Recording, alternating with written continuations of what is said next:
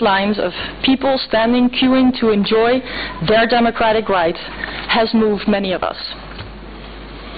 This dedication and participation are the strongest possible testimony of a strong desire to be a part of shaping Kenya's future. I hope the leaders elected will appreciate the weight of the mandate they were given to serve the public. These elections required efforts by so many, from the IEBC that worked around the clock to organize and deliver, to civil society monitoring diligently, or the eminent religious leaders facilitating the building of peace and the prevention of conflict, step by step, prayer by prayer. Kenyans seem determined to overcome scars from the past and to shape a more common democratic future. This democratic spirit and respect for the rule of law should continue as the forms reflecting the votes cast continue to come in. Soon all the names of those who win and those who will be disappointed will be known. It is a sign of leadership and public service too, to be able to congratulate your opponent with grace, as a normal and important part of democracy. And should there be a need to challenge any of the proceedings and outcomes, petitions through the courts are the avenue to take. The Chief Justice and many in the judiciary have trained and prepared to hear cases brought under the electoral law and the Constitution. Certainly, when violence is used, all Kenyans lose. It is a responsibility of each and every Kenyan to remain calm and show restraint. But the security forces in particular must convincingly show even-handedness to all in providing security where that is needed. In these elections, almost 5 million young Kenyans had the opportunity to vote for the first time. The risk that they become apathetic is real. Of course, the stake young Kenyans should have in the future of their country is enormous.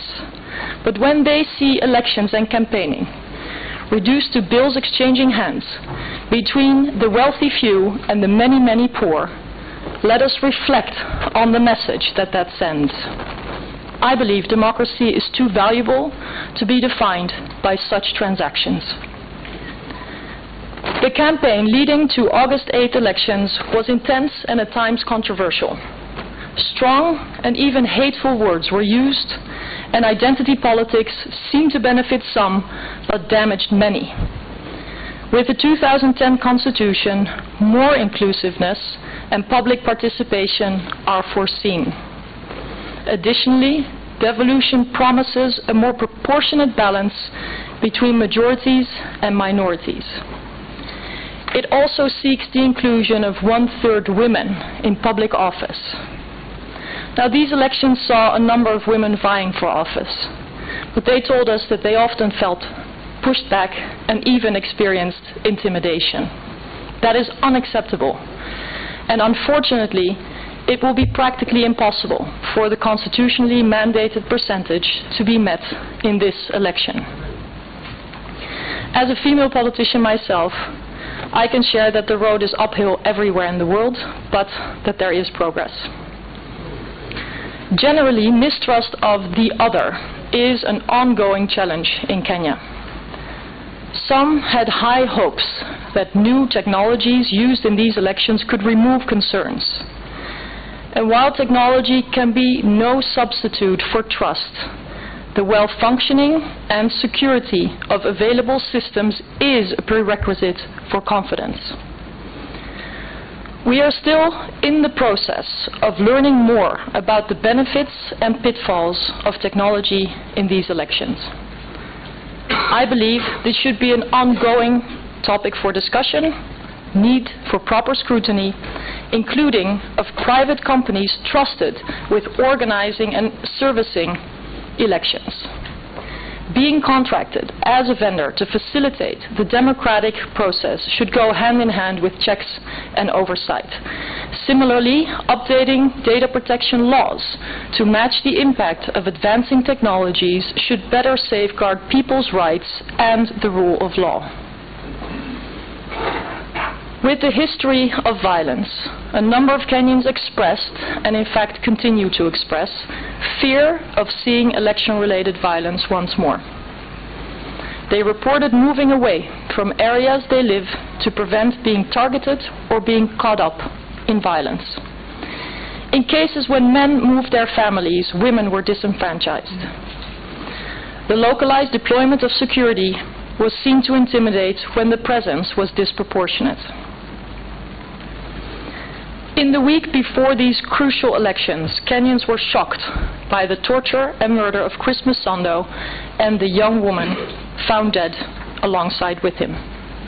And I wish to repeat the call for an independent investigation into what happened and into how his murder may have impacted the electoral process.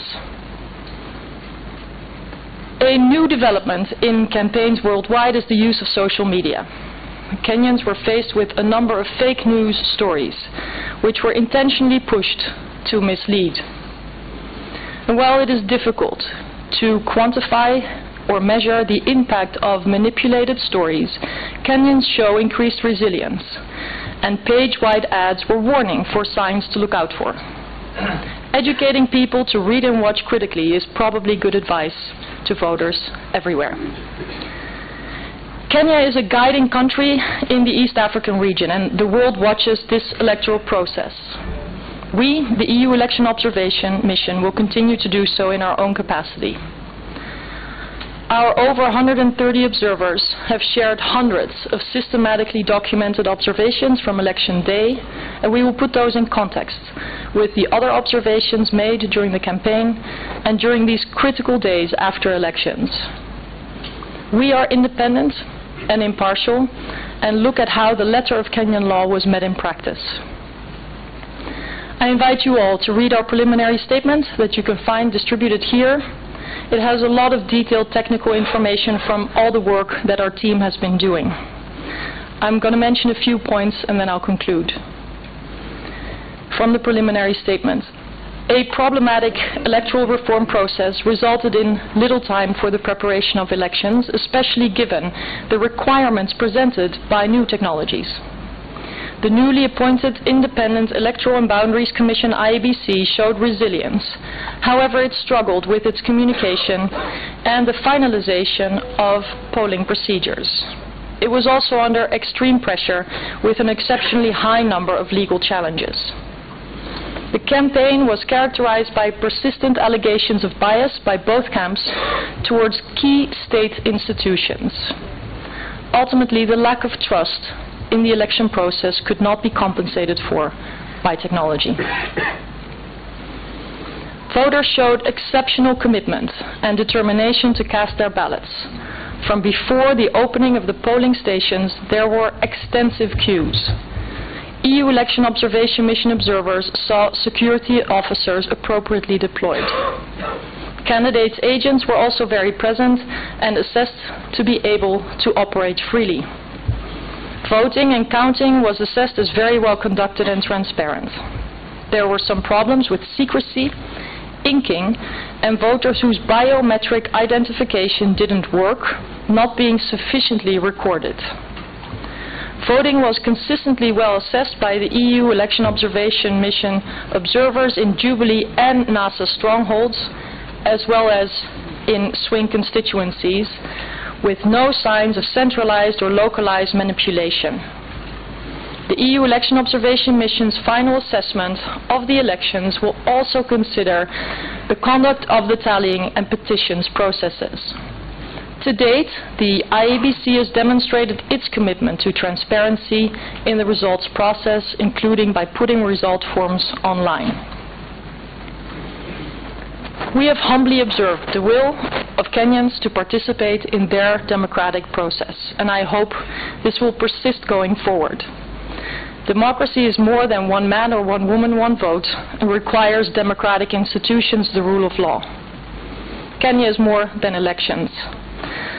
I hope that no matter what the future detailed findings of these elections may be, Kenyans will experience the shared benefit of a democratic process, and that they will continue to shape it with the patience and perseverance we all saw last Tuesday. Thank you.